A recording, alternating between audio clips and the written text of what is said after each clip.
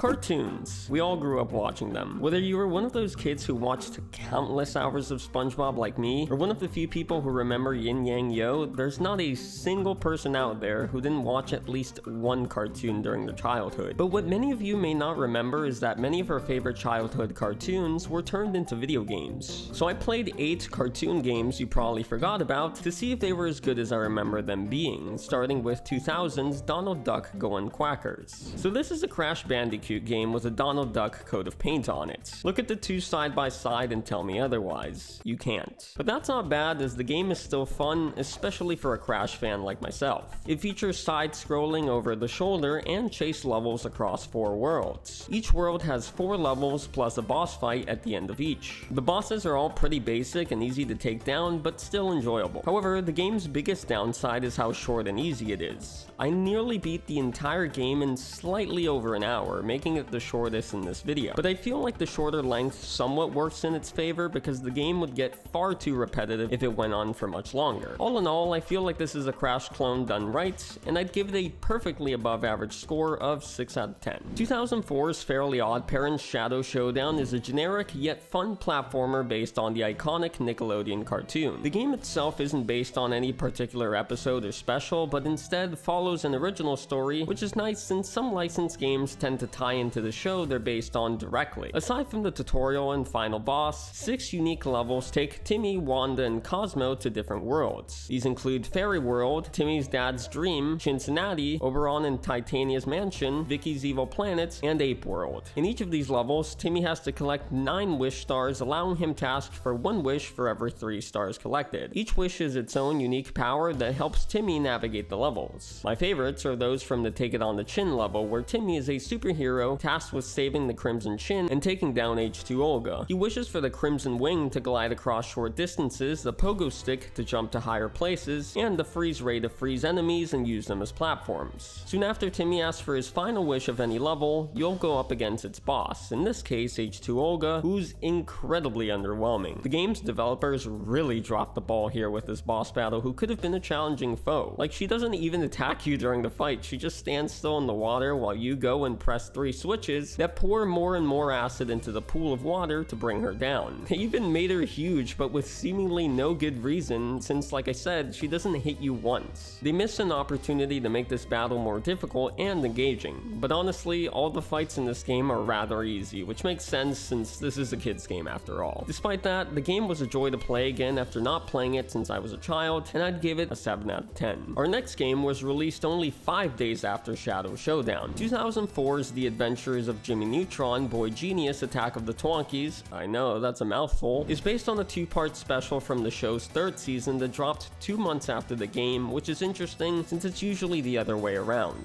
Regardless, the game feels like Luigi's Mansion, except you're playing as an 11-year-old boy catching Twonkies, the game's titular orange monsters, instead of a young Italian man hunting ghosts. The adventure takes Jimmy to outer space and various places across Retroville, like Lindbergh Elementary, Retroland, and Jimmy's neighborhood, among other locations. Jimmy has to catch a certain amount of Twonkies in most of the game's 15 episodes to progress. I say most because you don't get to invent the VDR, the vacuum that actually allows you to suck up the Twonkies, until the 5th level. Unfortunately, when comparing it to hunting ghosts with Luigi's vacuum in Luigi's Mansion, using the VDR isn't nearly as fun. Nonetheless, you'll make multiple gizmos and inventions by collecting pieces to build them throughout the game that'll help you traverse the levels and capture Twonkies. Another helpful invention worth mentioning that you'll use often is the Shinograph, a device that lets you devolve stronger Twonkies when targeting them, and then you can bag them with the VDR. Speaking of the Twonkies, they have 4 different forms. The first is their original form, the second is their Stomper form, the third is their Gromp form, and the 4th is their Mongrel form. You'll mostly fight against Stompers and Gromps since their default form is what you catch and is harmless. On the other hand, the Mongros are the bosses, of which there are 5 throughout the game. Although I wouldn't count the first one as a proper boss since you don't actually fight it, you just have to run to your rocket to escape Twonkus, its native planets. But the other 4 are actual boss battles. The first is against a lightning Twonky, the second against an ice Twonky, the third against a dark energy Twonky, and the final boss combines the previous 3 into 1 Twonky. These boss fights were decent, but I've gotta say that the first one was kind of a pain in the ass, and the last one was a disappointment, since it was just a rehash of the ones I had already beaten. The other 2 were more enjoyable for me though. The levels themselves were also fun, except except for that one level that was a literal minute-long cutscene. Like,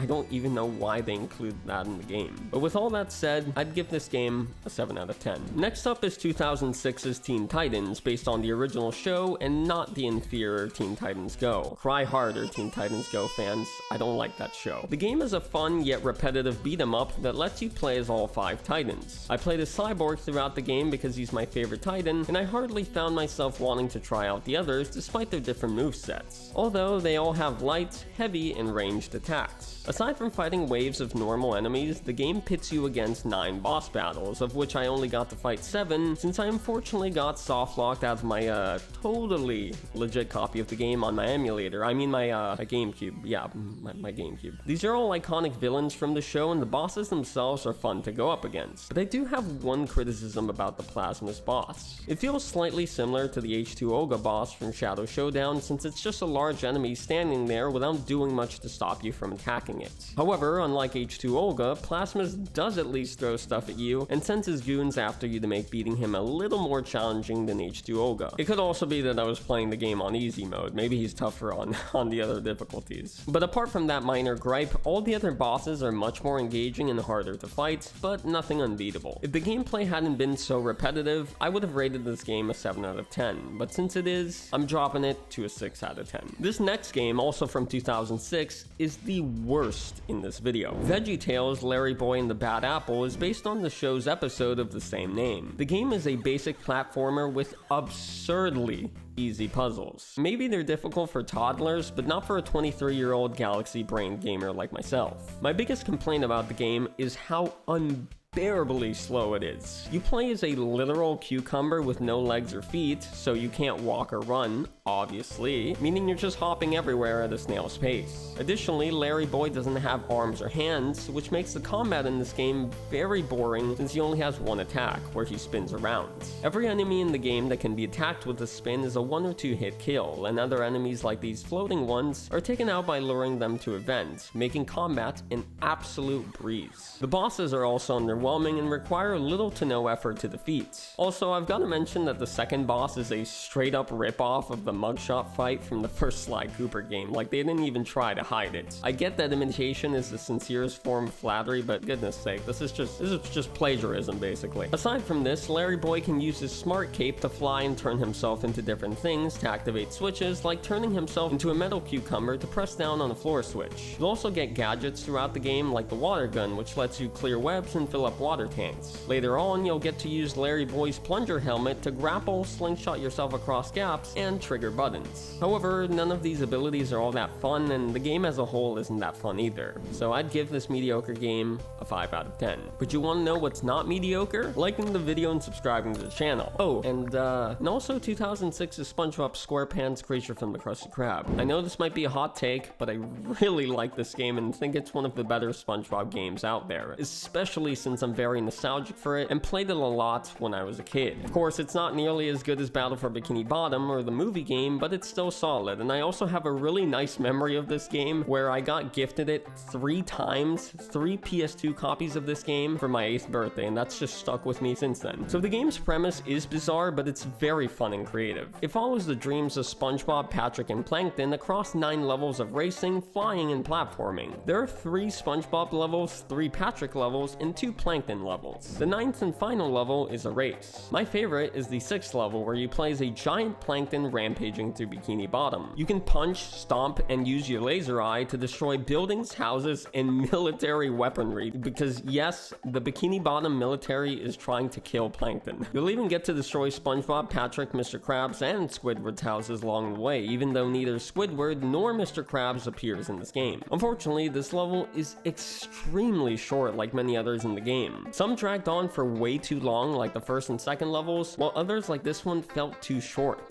Plus, the game's pretty easy. Another big issue with it is that the whole Creature from the Krusty Krab part doesn't actually come into play until the 6th level, over halfway through the game. Before that, all the dreams are separate from one another, so you're essentially playing 3 different games until the 6th and subsequent levels, where SpongeBob and Patrick face off against Plankton. However, despite its flaws, I'd rate this underrated gem an 8 out of 10, 10, and I highly encourage you to play it. Another certified hood classic is 2007's Ben 10 Protector of Earth, based on the original and best cartoon. You can't tell me otherwise, this is the best iteration of Ben 10. The one and only original. But the game itself is a fun yet repetitive brawler with light platforming and puzzle elements. You'll get to play as 5 of the iconic and original aliens from the show, starting with Forearms and Heat Blast, which you have access to right off the bat. As you progress, you'll unlock the other 3, Accelerates, Cannonbolts, and Wildvine. I mainly played as Cannonbolt and Wildvine during my playthrough as I found them to be the most enjoyable and overpowered aliens. Cannonbolt was especially powerful, and as I upgraded his moves, he only became stronger, and taking down enemies as him was a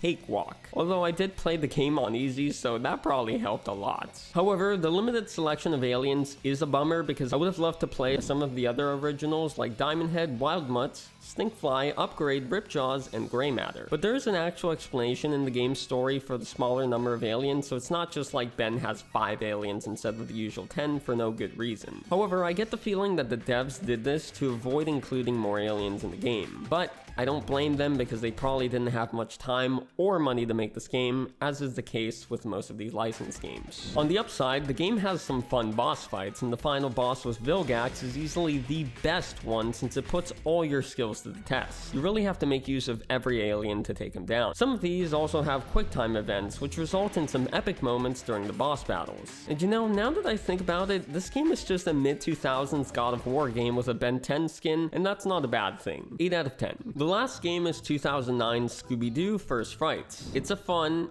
yet, you guessed it, repetitive beat 'em up with some platforming and puzzles. It's honestly just a Lego game without the Lego. The gameplay's identical. You get to play as all 5 members of Mystery Inc. with 2 per level. Each one has a special ability like Shaggy, who can grapple, and Fred, who can push and pull boxes. Wow, what an ability, am I right? Their combat styles vary, as Shaggy and Velma are ranged fighters while Scooby, Daphne, and Fred are melee fighters. I preferred using Shaggy and Velma since their ranged attacks dealt much more damage than the melee attacks. Additionally, you'd occasionally unlock costumes you could wear that would change up your combat style. For example, there's one level where Velma wore a sumo wrestler costume and it turned her into a heavy melee fighter instead of a ranged brawler. The game's combat as a whole is fun, but some enemies feel spongy and take way too many hits to die. The boss battles are also enjoyable. My favorites are the toy and lobster robots from the 2nd and 3rd episodes. Speaking of episodes, this game has 4, each with a mystery for the gang to solve. The first episode is relatively short compared to the others as it only features 2 levels, a chase, and a boss fight, whereas all the other episodes have 4 levels, a chase, and a boss. You solve each mystery by collecting clues throughout the levels and then deducing who the villain is after fighting the episode's boss. Unfortunately, none of the mysteries are challenging to solve, and it was always pretty obvious who the bad guy was. I wish they had made these tougher to crack, but it's a kid's game, what can you do? 7 out of 10. And there you have it. Those were 8 cartoon games everyone forgot about. Coming back to these again after so many years was a nice and incredibly nostalgic trip down memory lane. I have many fond memories of these games, and it's great to see they haven't aged as horribly as I feared they might have. It's a shame that games like these aren't developed anymore because there were some gems among many stinkers. But at least we can still play these again and relive our childhoods whenever we please. Let me know if you played any of these games when you were a kid, and if I missed any good ones, I'd love to know. But aside from that, thanks for watching, and I'll see you next time when I play some forgotten movie tie-in games.